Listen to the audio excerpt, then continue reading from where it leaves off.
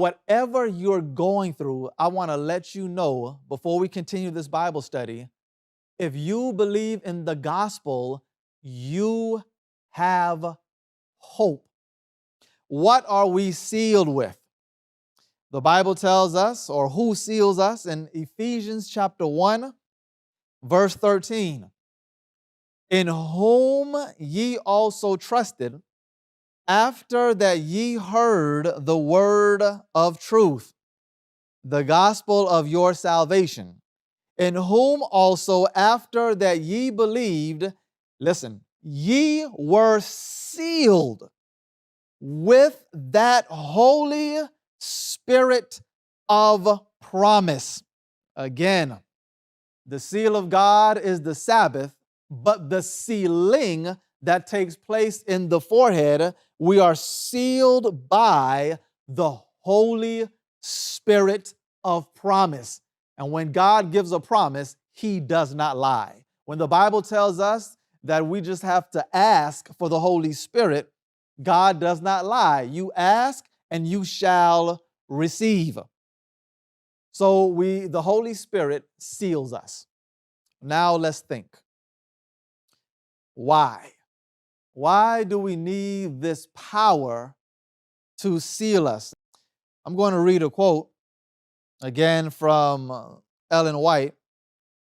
This is taken from Bible Commentary, Volume 4, page 1161. Okay? And it reads, quote, "It is not any seal or mark that can be seen, but a settling into the truth, both intellectually and spiritually, so they cannot be moved."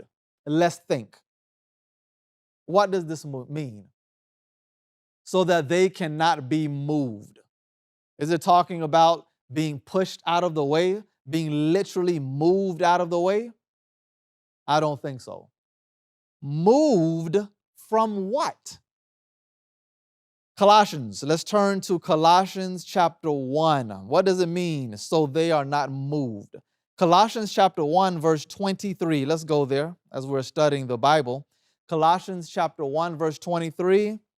And the Bible reads, "If ye continue in the faith, grounded and settled, and be not moved," that's our word, "and be not moved away from the hope of the gospel, which ye have heard, and which was preached to every creature which is under heaven, whereof I, Paul, am made a minister."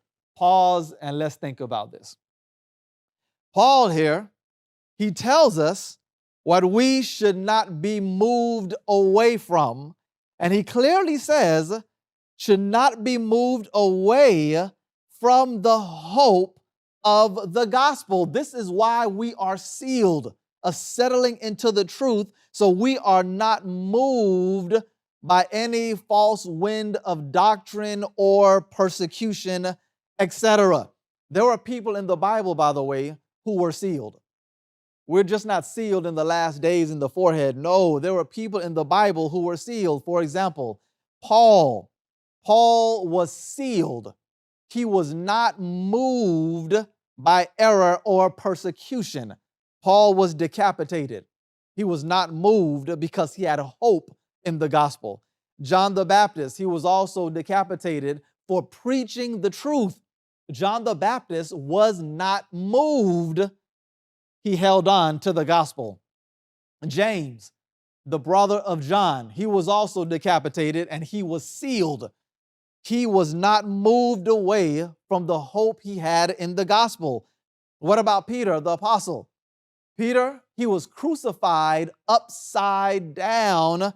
Peter was sealed. He did not move away from the hope he had in the gospel. Brothers and sisters, when the prophet tells us that we are sealed intellectually and spiritually so that we are not moved, She is in agreement with Paul in Colossians chapter 1.